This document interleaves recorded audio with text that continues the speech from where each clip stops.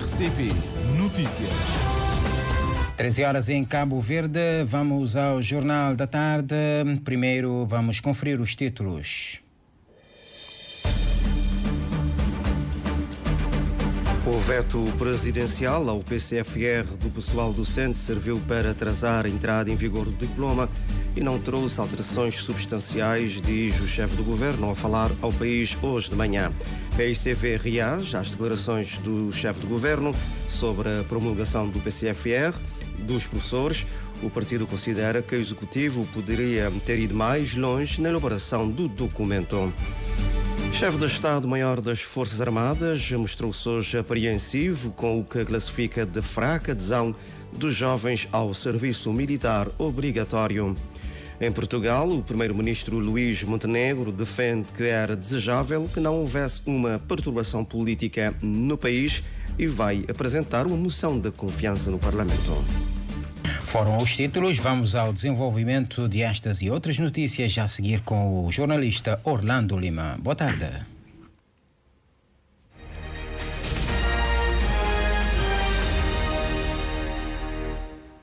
Olá, fotos de muito boa tarde e seja bem-vindo a este Jornal das 13 aqui na sua RCV. O plano de carreiras, funções e remunerações do pessoal docente valoriza os professores.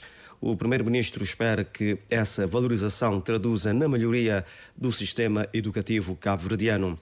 Considerações do chefe do executivo na sua comunicação ao país sobre a promulgação e entrada em vigor do PCFR. Ulisses Correia Silva assinala que o veto político do Presidente da República não trouxe melhorias significativas em relação à versão inicial do diploma, mas que contribuiu para o atraso na sua implementação. José António dos Reis com mais detalhes. No entanto, o chefe do governo diz que o diploma já está publicado no boletim oficial, já entrou em vigor. O chefe do governo explica que o executivo vai iniciar agora o processo para sua implementação, garantindo que a tabela salarial constante do plano de carreiras, funções e remunerações do pessoal docente vai ser implementado com efeitos retroativos a janeiro deste ano.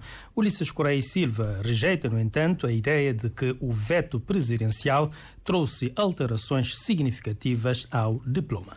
Primeiro, aquilo que foi o decreto-lei inicial, que resultou de mais de 15 reuniões, negociações com os sindicatos. Aquilo que foi a opção final que nós traduzimos hoje na lei publicada, não há grandes diferenças. Foram aqui ditas duas situações que têm a ver com o aumento da bonificação de créditos para pessoal com qualificação de mestrado ou de doutoramento, para valorizar ainda mais a situação da valorização académica desses profissionais, e o aumento do incremento salarial do grupo GEF, que estava previsto 2.000 escudos, passou para 5.000 escudos. Portanto, já ouvimos também que depois do veto houve alterações significativas na proposta de lei. Não houve alterações significativas. Não houve, portanto, alterações significativas. O governante nega também que com o plano de carreiras, funções e remunerações haverá limitação do direito à greve por parte dos docentes. Não há limitação e não pode haver limitação. E não há nada na lei que diga isso. Por isso que eu disse, inventona. Em segundo lugar, relativamente aos professores com grau de mestrado ou de doutoramento, ou que estejam em situação de poderem ter esses graus, aquilo que foi aqui definido e acertado na versão final da proposta de lei dá satisfação. Portanto, que é o aumento da bonificação de créditos, que estava previsto de 80 e 90, conforme mestre ou doutorado, passa para 210 e 220. Isso significa que vai haver a possibilidade de terem uma valorização mais rápida na carreira para poderem oferir a remuneração correspondente a essa valorização académica. Portanto, está devidamente acautelada. Acautelar também está que o Estatuto do Pessoal agora aprovado, segundo o Primeiro-Ministro, valoriza os professores com e os que não têm licenciatura. Em troca, Ulisses Correia Silva espera que essas melhorias e valorização dos professores se traduzam numa educação inclusiva e de qualidade. É isso que nós esperamos dos profissionais da educação, que para além do quadro remuneratório, para além do desenvolvimento da carreira, possamos todos trabalhar para darmos às nossas crianças, aos nossos jovens, uma educação de qualidade. Continuaremos, por isso, a investir, quer na reforma curricular, quer na formação de docentes, quer em infraestruturas importantes e equipamentos tecnológicos e de apoio pedagógico para que essa educação de qualidade seja realidade. Durante a sua comunicação ao país, o primeiro-ministro Ulisses Correia Silva reafirmou que o plano de carreiras, funções e remunerações do pessoal docente e o novo estatuto é muito mais vantajoso para a classe docente do que o que havia antes. Vamos continuar ainda a falar sobre esta matéria. O PAICV já reagiu às declarações do Governo sobre a promulgação do PCFR dos professores pelo Presidente da República, considerando que o Executivo podia ter ido mais longe na elaboração do documento, que traz muitas perdas para a classe. Entre as críticas do maior partido da oposição, destaque para a base salarial, que no Estatuto Especial anterior era para ser de 109 contos, mas ficou pelos 91 contos, e para a exclusão de 46% dos professores que não transitam para o novo instrumento. O Cândido Fortes também nos traz mais detalhes. A reação veio pela voz do secretário-geral do partido, que asseverou que as declarações feitas pelo primeiro-ministro e pelo ministro da Educação nas suas comunicações não contemplam nenhuma novidade em relação ao que já se tinha dito antes sobre a matéria. Sobretudo, Julião Varela enfatiza que não se entende o fundamento para se classificar o instrumento como o melhor de sempre, já que o único que existiu antes era o Estatuto Especial, que não foi implementado. Quando se diz que é o melhor instrumento de todos os tempos, nós perguntamos com que outro instrumento está a ser comparado. Porque o último instrumento, portanto, que havia é o Estatuto da Carreira do Pessoal Docente, que foi aprovado em 2015, mas que foi engavetado. Portanto, não foi implementado. De maneira que não sei com que outro instrumento estão a fazer a comparação. Quanto ao documento em si, salienta o secretário-geral do PAICV que o Executivo podia ter ido mais longe e incluir o salário inicial de 109 mil escudos que estava previsto no Estatuto Especial anterior. Julião Varela critica nomeadamente a retirada da figura da promoção, que permitia a mudança de nível a cada 4 anos, e a exclusão de 46% dos professores que não transitam para o PCFR. 46% de pessoas vão ficar de fora, portanto, desse PCFR. Todos esses benefícios que estão a ser anunciados não serão para todos. Mas, por outro lado, vão ficar a saber também que a promoção deixa de existir. E a promoção, portanto, no anterior instrumento engavetado, era de 4 em 4 anos. Assim como deixa de existir também a obrigatoriedade do Governo incluir no Orçamento do Estado recursos para assegurar o cumprimento do PCFR. Durante a greve, vão ser obrigados a prestar serviços mínimos. Portanto, uma circunstância que deveria derivar da negociação entre os sindicatos, portanto, e as entidades empregadoras. Mas, sobretudo, também ficaram a saber que o salário inicial de 91 mil escudos fica muito longe daquilo que, efetivamente, eles teriam direito enquanto quadro especial. A grelha salarial inicia nos 109 mil escudos. Era essa a expectativa, portanto, dos professores. Mas, com o PCFR, vão verificar que ficam, portanto, pelos 91. Que, em vez de atingirem no topo da carreira o salário de 156 mil escudos, só vão ficar pelos 136 mil escudos.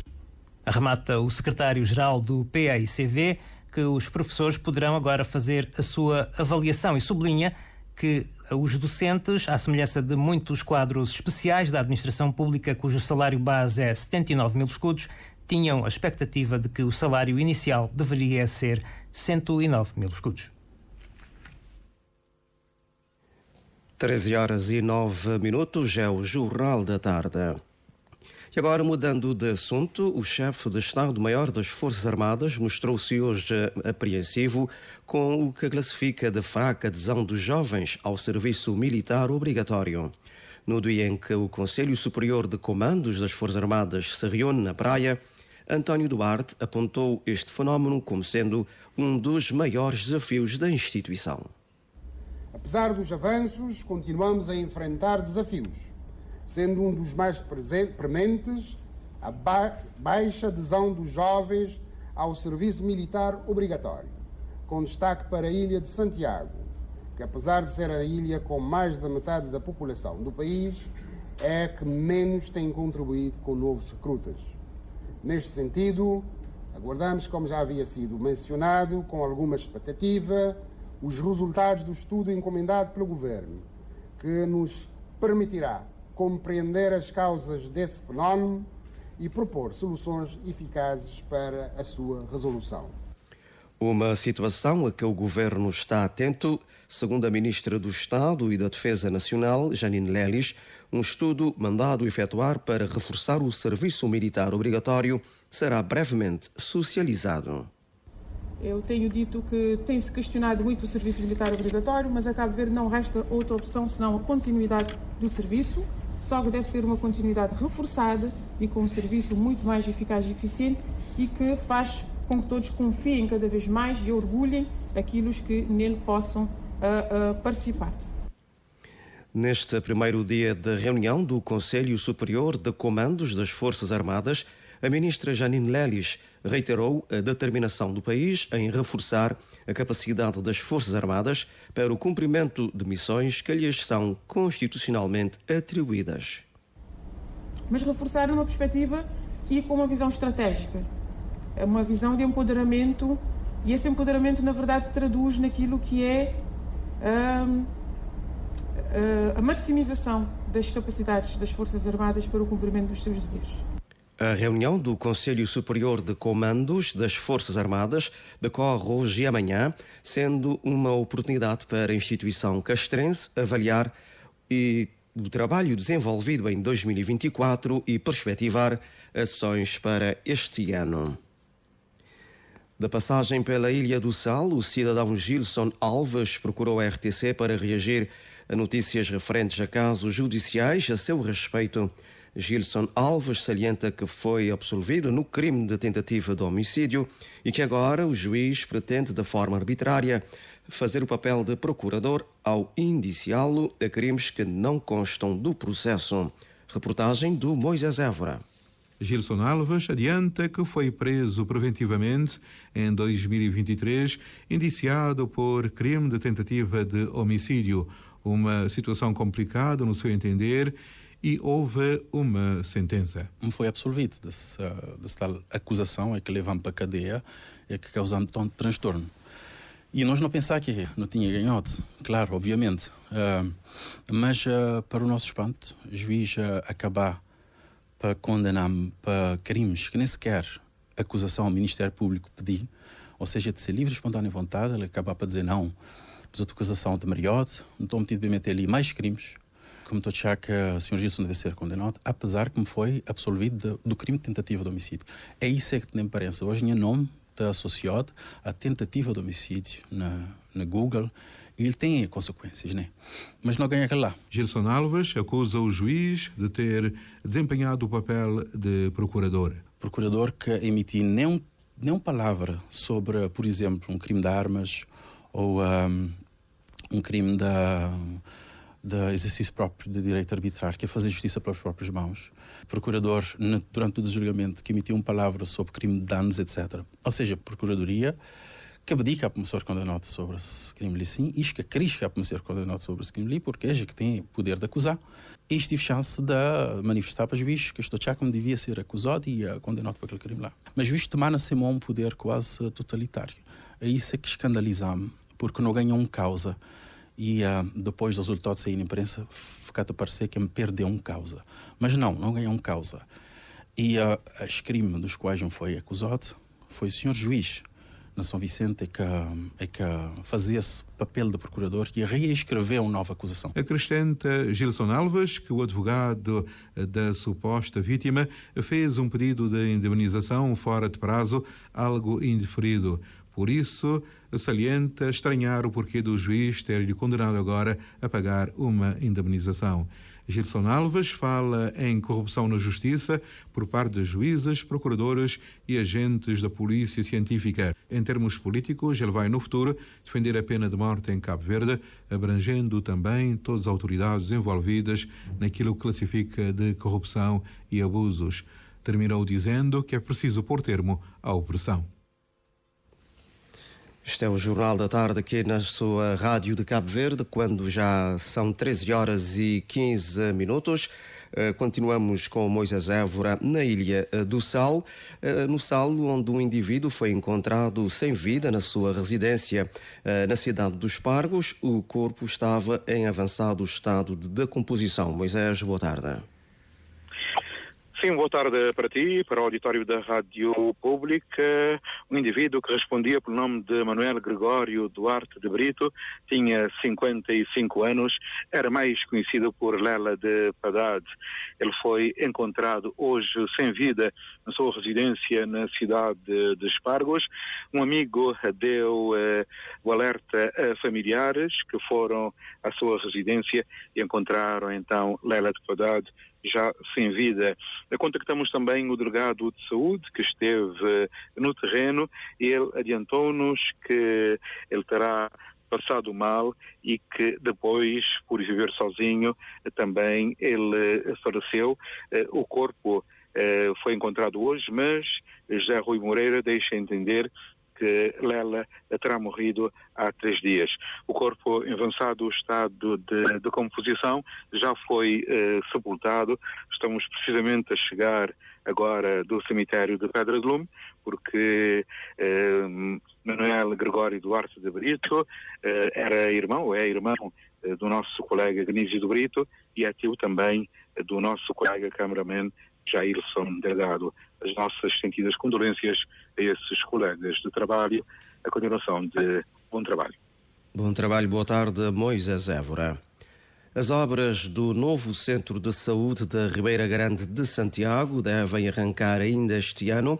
A garantia foi dada hoje pelo Ministro da Saúde durante a visita que está a fazer e fez hoje também às estruturas de saúde na capital de Cabo Verde. Jorge Figueiredo explica que a nova estrutura deverá responder às demandas da Ribeira Grande de Santiago. E portanto, a estrutura vai ser mais complexizada para responder de forma adequada à demanda que se oferece na Cidade Velha. Esse centro de saúde responde àquilo que temos como função de centro de saúde, mais ou menos como esta que nós estamos a visitar, do Tira Chapéu ou da Chada de Santo António, e que pretende, portanto, ser estruturada de modo adequado a responder à saúde da mulher, à saúde da criança, aos crónicos, a uma atenção, portanto, de urgência mínima que se pode oferecer e dar a atenção holística em função daquilo que são as demandas necessárias. Portanto, será um centro de saúde como qualquer outro, capaz de poder responder à demanda da Cidade Velha. O governante visitou também os centros de saúde de Achada de Santo António e Tira Chapéu e mostrou-se satisfeito com o desempenho do Sistema Nacional de Saúde. Jorge Figueiredo adianta que o governo vai trabalhar mais para que os centros de saúde sejam como os outros e estruturados de modo a responder à população. É evidente que nós não estamos satisfeitos, não vamos parar. Vamos contribuir para que, paulatinamente, esse sistema vá melhorando, vá respondendo aos cuidados primários de saúde, lá onde ela é necessária, na prevenção das doenças, para evitarmos ter que estar a utilizar sistematicamente os serviços do hospital. A nível periférico, eu só tenho que cumprimentar, agradecer aos delegados de saúde com quem me relacionei, aos médicos, aos enfermeiros, aos técnicos de laboratório, raio-x, que têm dedicado o seu tempo para garantir um serviço de qualidade à população, independentemente de onde estejam. De Santo Antão, espero que também na Brava, onde irei visitar. Portanto, estou extremamente satisfeito com a visita. Quero dizer que também, comigo, a população de Cabo Verde deve estar muito satisfeita com o sistema de saúde que tem. O Ministro da Saúde prevê que as obras arranquem ainda este ano, integradas num plano mais amplo de modernização do sistema de saúde cabo-verdiano. E agora falemos do Carnaval. Pache Parloa é o vencedor do Carnaval na Ilha do Sal. O grupo também levou os prémios de melhor rei e rainha de bateria e mestre-sala. Carciana Lima. Apesar da participação de 4 grupos oficiais, os prémios do Carnaval na Ilha do Sal acabaram por ficar praticamente todos nas mãos dos principais rivais, Gaviões e Pache Parloa. Gaviões foi o primeiro a subir ao palco com melhor música, em homenagem a Cesária Évora, da autoria de JC e Johnny do Cavaco. Prémio de 35 mil escudos. Pache Parloa festejava logo de seguida com a melhor rainha de bateria, Crisolita Cruz, que recebeu o prémio de 35 mil escudos. Brincar o Carnaval era a principal motivação, mas a escolha a deixou feliz. Sem palavras, estou ali mesmo emocionada. Me entrei nas avenidas, me deu o que é que me sabia. Não acabei muito para aquela competição, mas sim, para brincar com o Carnaval. Ela é uma coisa que me tem dentro de mim, então estou emocionada e estou feliz. O mestre de sala foi para Pache Parloa, enquanto a porta-bandeira para o grupo Gaviões. 40 mil escudos foi o montante a ambos atribuído. O casal real foi do grupo Pache Parloa com 60 mil escudos cada. Nelson Andrade e Iriné Vicente agradecem a todos que contribuíram para esta vitória. Minha rei, senhor, escolhido para júri, bem escolhido, mas é um trabalho de uma data de gente juntada, noite perdida, tudo enquanto. É uma coisa boa que se vai explicando. Antes de mais, obrigada e agradecer todo elemento de grupo, para todo esforço que é se fazer, todos esses dias, que é fácil, não se tudo saber, e a emoção é enorme. Gaviões levou o prémio de melhor carro alegórico no valor de 150 mil escudos, mas perdeu o título para Pache Parloa, que foi considerado o melhor grupo de Carnaval 2025, com o prémio de 300 contos. O presidente Nuno Lopes era um homem satisfeito, embora esperasse mais. Não estava a esperar mais que eu não trabalhei para ganhar tudo. Okay? Pronto, júri a decidir. Por exemplo, em relação à porta-bandeira, regulamento dizer, o casal, a harmonia, nunca estou a maneira que mas sala de um grupo e porta-bandeira de outro cria harmonia. Fica um bocadinho em dúvida, mas pronto, não estou contente no nosso trabalho. Foi um desafio enorme. Bom carnaval na rua Modas-lhe. Ter Gaviões ficado em segundo lugar não agradou a Zeca do Rosário, que deixa críticas ao júri. O júri é um erro grave, porque no regulamento diz que quem ganha é o casal do Mestral e porta-bandeira. Ele tem no regulamento, que ele é já um erro grave. Pois, botou olha trabalho, não tinha na Reinatos. Um trabalho espetacular. Fora trabalho de show, na Gaviões. O grupo tem a melhor show, a melhor comissão de frente, tudo enquanto não tinha. A melhor batucada que apareceu na sala. Então, esse que até valoriza o nosso trabalho. Gaviões levou o prémio de 200 mil escudos. O prémio de terceiro classificado no valor de 100 contos foi para o grupo Pedra de Lume na Folia. A vereadora da Cultura, Viviana Almeida, acredita que Sal teve um bom carnaval. Acho que não fazer um grande carnaval. A parte mais ingrata é a parte hoje, parte da avaliação, mas a avaliação que está a competir à Câmara Municipal. A avaliação está a competir a um grupo de jurado que tem critérios que está a avaliar e nós está cabejando só respeita, mas não está a dizer que quem ganha nesse Carnaval 2025 é a Ilha do Sal, é o povo e é a cultura. No desfile oficial também participou o grupo Crioula África, que não levou para casa qualquer prémio.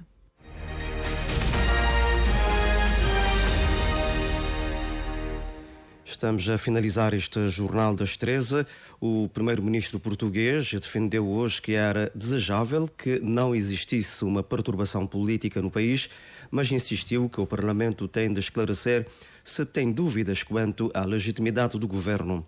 Do ponto de vista da realidade económica e social do país, era e é desejável que não haja nenhuma perturbação política, mas a democracia tem de funcionar, disse Luís Montenegro, à entrada para uma reunião extraordinária do Conselho Europeu em Bruxelas. Questionado sobre a perspectiva de eleições legislativas antecipadas, o primeiro-ministro reconheceu que, como o governo está sempre dependente da Assembleia da República, não tem uma maioria absoluta, pode sempre acontecer, a todo o tempo, ser aprovada uma moção de censura ou também pode acontecer, no caso do governo, decidir, como decidiu, de apresentar uma moção de confiança que ela possa não ser aprovada. Interrogado sobre que explicação ia dar aos outros líderes europeus sobre a instabilidade política em Portugal, o primeiro-ministro disse que o governo não está limitado e está em plenitude de funções. O primeiro-ministro português anunciou ontem que o seu governo vai avançar com a proposta de uma moção de confiança ao Executivo pelo Parlamento, não tendo ficado claro que os partidos dão ao Executivo condições para continuar. O ministro dos Negócios Estrangeiros da Rússia avisou hoje que Moscovo não vai permitir o envio de um contingente europeu para a Ucrânia no âmbito de eventuais negociações de paz. Isso significaria não só uma participação híbrida, mas oficial e indisfarçável dos países da Aliança Atlântica na guerra contra a Rússia.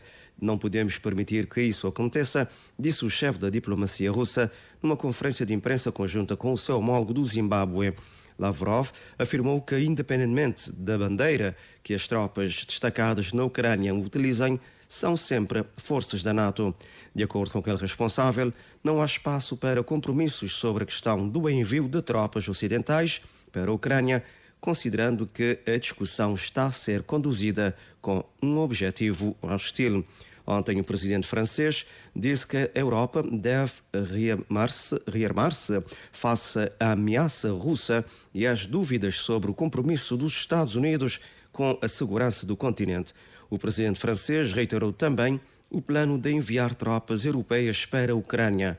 Respondendo diretamente às posições francesas, o ministro dos Negócios Estrangeiros russo disse que a retórica do presidente francês é uma ameaça para a Rússia.